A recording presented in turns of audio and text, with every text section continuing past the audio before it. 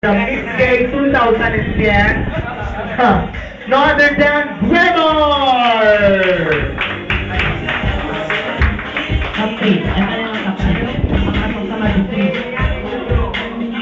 Alright. Sila po yung top 3. Okay. Silence please. Yes, please. Ayan. Sila po yung top 3 na hindi nakapasok sa ating winner. I'm so sorry, guys.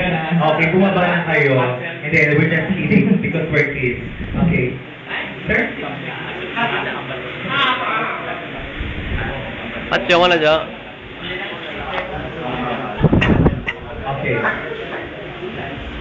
Okay, for the rationale, of course, the reason why kayong napiling top 3, pero di pa natin alam kung sino yung winner talaga yung grand champion. So maybe you are the champion, maybe you are the third, or you are the second. Yung rason na mga guys, bakit kayo pinili na tatlo na para manalo for the top 3, okay? So this time, let's hear from our judge number 2, Mr. Joe. Anyway, it's not really hard to judge yung napili namin ngayong tatlo. One thing is sure, may entertainment factor, may performance level factor, and I think we agreed, three of us, to give the winners due recognition. So, Paul, please, something to say.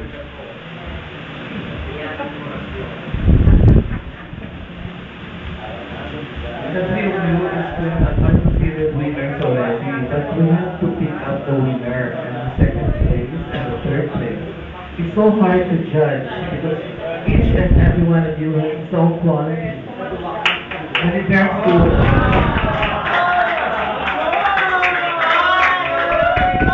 Mr. Remar, maganda ang timbre ng boses mo.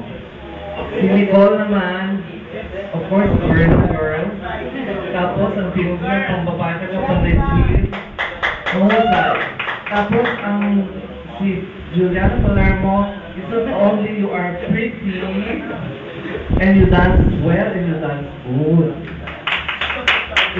The supervision of your movement is okay for me, and the choreography is okay. Basta, the three of you, okay lang, but we have to choose one winner only. With regards to Glemor, we have a problem, but we agreed, no? Something to do with, kung tuturo, you really love packaging as a performer. So, pero kung sa ilagan nga feeling ko, ang packaging na yung transformation, anytime pwede mo na mahimo, but if you have raw talent, good line na nakuha on that. So, we agreed to give you your due ninyo na rank, no? As first, second, and third. Basically, Joey's got talent. So we concentrated sa talent this morning. Okay? So good luck whoever will win. Okay? Good luck.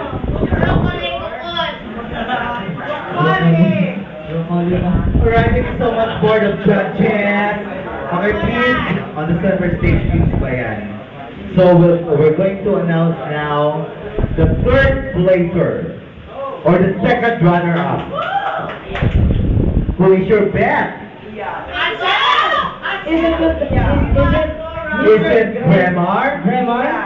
Is it Nicole? Is it Juliana Palermo? Okay. Our second runner-up to receive, of course, 500 pesos. With a gift certificate of face value. Oo, ayan. Gift certificate natin. Ayan na. And of course, yung ating cash prizes, please get at the cashier. Ayan. Cashier? Ayun ako. Bakit yung buhok parang yan, di ba? Oo. Wala. Ayan. Medyo umaba. Biglang umaba. Ayan. Actually, buntun to eh.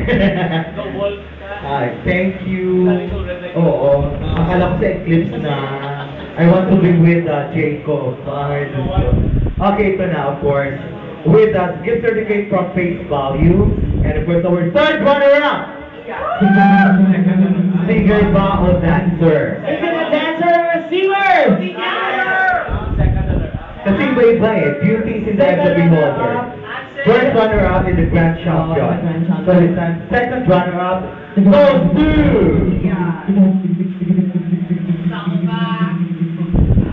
Hindi marunong bumasa. Okay! Second runner-up goes to... Juliana Palermo! Who gets the 500 pesos gold cash and gift certificate from Face Value. Baba! Okay, please get your gift certificate. Ayan. And of course, please get your cash prize to the at the cashier of course. Palapakan natin of course, the second runner-up, Juliana Palermo, the one who danced. Okay, transport. Eh di talo yun, 500 na yun. Oo, 500. Oo, kasi sa At atin ito, yung pangalawa. Yung first runner-up to get Ito receive 700 pesos cash. gold cash yan. Galing sa paper. Yes. Please welcome. Okay? Yung babae ba o yung Is it a lalaki? girl? They are or both boy? singers, right? The one who sang guys Sagsaglit or the one who sang Pangako. Pangako. Pangarap ko ibigin ka. Oh, ang ibigin ka. Yung may clean buhok o kayo mahaba. Oo. Ay, God, ako. Ayoko. I'm excited. And our first runner-up who garnered the score of 150%. No other than Mystico!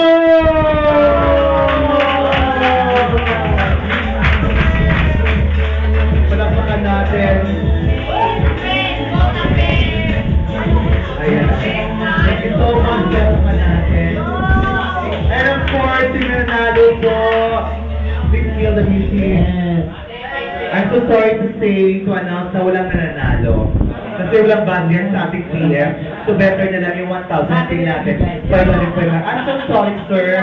Better luck next time. At sa akin na rin yan, kailangan marami akong pimples. Hindi lang pimples, buho, hindi sa kuya na ako. Okay. Alright, our grand champion! The one who sang of our Sky Isang Saglit, Mr. Trevor! Salamat natin, bongga ka. Ayan. Okay, another song from Dremar. Okay, get your gift certificate. Ayan. Ang ganda ng certificate. Diba parang IT? Okay, sige, palapakan natin. Ayan, so we'd like to thank, of course, our customer, but hindi pa natatapos yung party. Video okay time pa tayo. And of course, on behalf of the staff management of Choice Park, we'd like to thank, of course, our board of judges, Mr. Paul Abastillas. Ayan naman natin na designer si Sir Paulie, of course. Kayo dyan, of course, kung gusto niya mag-renta o magpagawa ng mga magagarang na damit, pumunta lang doon sa kanyang shop. And of course, si John Nacionales. Sir, malaman ko na saan po tayo, sir, affiliated ngayon. Are you a businessman or... Ay! Provincial Capital de Basta-Basta. Sa mga sponsorship po, pumunta na kayo kasi Sir John Nacionales. And of course, yung ating singer, of course, a very talented third chance. Nakakita nyo at very active po sa Santo Niño Chapel. Correct. Magkasama kami. Okay, Sir Philip. So guys, palapakan natin yung ating mga sarili. Ayan, at least na ano na natin. Sir, nandun po yung cash prize. Ay, palapakan natin si Gremar on stage. Okay! For the one last round sa kanyang contest kanina, kahit isang saglit. Palapakan natin the Grand Champion for the first single talent search Grand Final.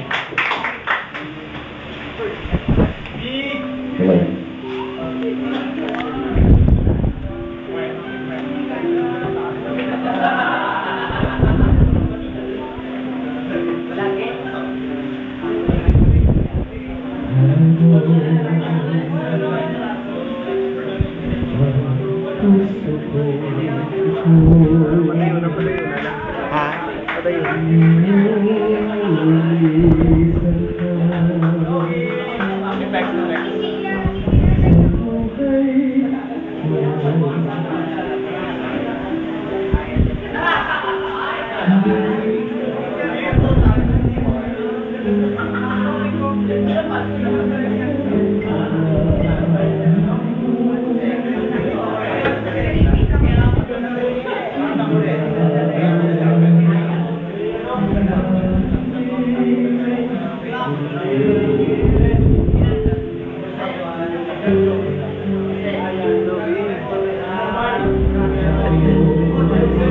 Galing ang mic gamit eh. Sige na yan.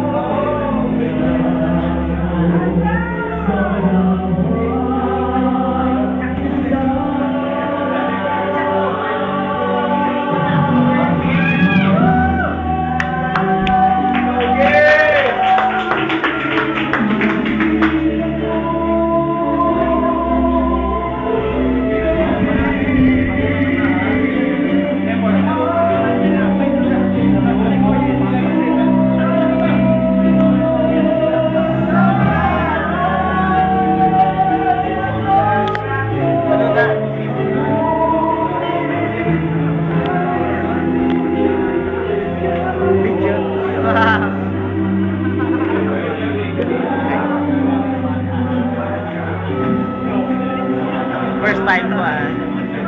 First time ko mag-video sa'yo.